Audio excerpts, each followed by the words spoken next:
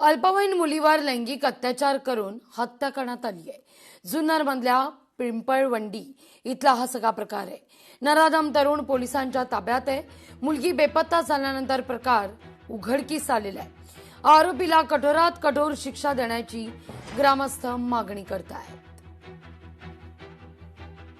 जुन्नर तालुक्यातील पिंपळवंडी येथे अतिशय निर्दय अशी घटना घडलेली आहे। एका 9 वर्षाच्या मुलीवरती अत्याचार झालेला आहे आणि त्याच अनुषंगाने येथील ग्रामस्थ हे रस्त्यावरती उतरले। सकाळपासूनच या ठिकाणी रस्ता रोको सुरू आहे आणि अशा पद्धतीने या आरोपीला फाशी व्हावी, या आरोपीला कडक अशी शिक्षा व्हावी, या अनुषंगाने हे सर्व ग्रामस्थ जमलेले आहेत। आपल्यासोबत काही मुलीचे नातेवाईक आहेत। ह्या आरोपीला लवकरच फाशी व्हावा, आमचं हे म्हणे, आमच्या चिवले यांना न्याय मिळावा, एवढंच आमचं आहे। फक्त फाशी व्हावा त्याला, परत असं कुणी केलं नाही पाहिजे।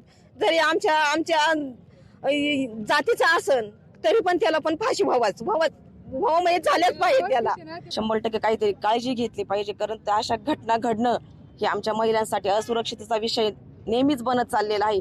किती दिवस ह्या गोष्टी अशा सहन करत राहायच्या, त्याबाबत प्रशासनाने ठोस काहीतरी करावं आणि आम्ही नेहमीच आमच्या समाजासोबत कायम आहोत आणि नेहमी कायम राहू।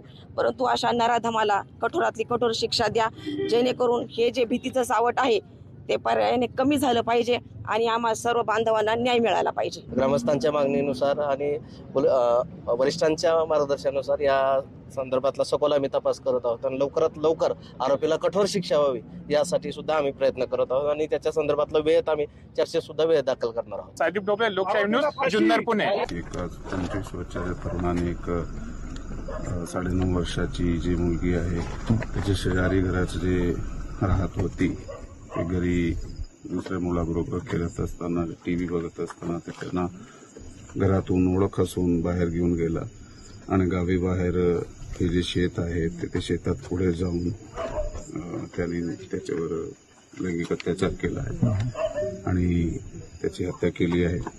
त्याचा जे आरोपी आहे त्याला ताब्यात घेण्यात आलेला आहे आणि पुढील जे तपास आहे ते चालू करण्यात आलेला आहे।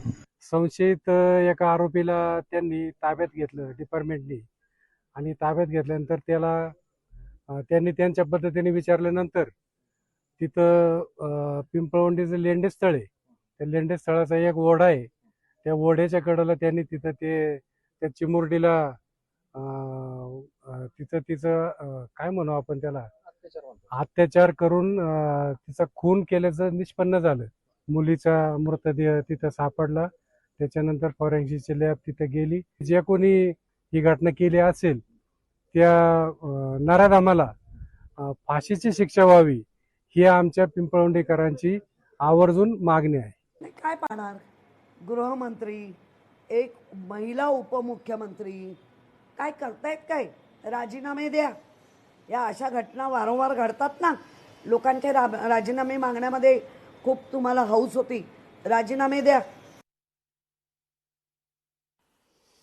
नराधम तरुण पोलिसांच्या ताब्यात आहे। या सगळ्या प्रकरणी राजीनामा द्या अशी मागणी किशोरी पेडणेकर यांनी केलेली आहे। अल्पवयीन मुलीवरील लैंगिक अत्याचार प्रकरण आणि अत्याचार करून या मुलीची निर्घृणपणे हत्या करण्यात आलेली आहे। स्थानिक आमदार सोनावणे यांच्याशी जेव्हा आम्ही संवाद साधला तेव्हा त्यांच्याकडून या सगळ्या संदर्भात अधिक माहिती मिळाली। आई वडिलांनी शेजारच्यांना माझ्या मुलीला बघा असं सांगून ते शेतावर गेलेले असताना शेजारच्यांनाच हे कृत्य केल्याचं या सगळ्या तपासातून समोर आलं असल्याचं स्थानिक आमदार म्हणतात। या सगळ्या संदर्भात रोहित पवार आणि संजय राऊत यांनी काय म्हटलंय पाहूया। जे स्थानिक आमदार आहेत ते सत्ताधारी आमदार आहेत, त्यांच्याच गावामध्ये अशा घटना घडत असतील तर कायदा व सुव्यवस्थेची परिस्थिती आपल्या या महाराष्ट्रामध्ये किती हलाखीची झाली हे कुठे ना कुठेतरी त्या ठिकाणी सिद्ध होतं। जेव्हा आम्ही सांगतो की आपण बिहार आणि उत्तर प्रदेशच्या पुढे चाललेलो आहोत गुन्हेगारीच्या बाबतीत, पण मग आकडेवारीचा खेळ करत ते कुठेतरी त्या विषयावरचं लक्ष हे दुसरीकडे कुठेतरी घेऊन जातात। हे खरं तर दुर्दैवी आहे।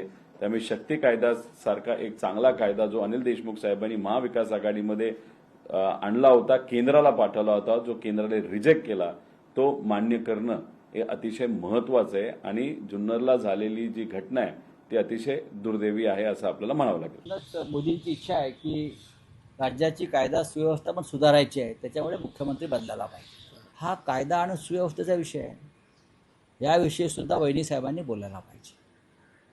किंवा महाराष्ट्राची जी सेवा सुरू आहे देवेंद्रजीकडून, त्या सेवेमध्ये या लहान मुलींचं रक्षण येत नाही का?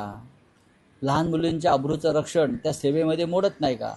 ह्याच्यावर जर त्यांनी काही व्यवस्था दिली विधानसभेच्या भाषेत, तर महाराष्ट्र ऐकायला उत्सुक आहे. लोकशाही मराठी ऐका, पहा, जागरूक रहा.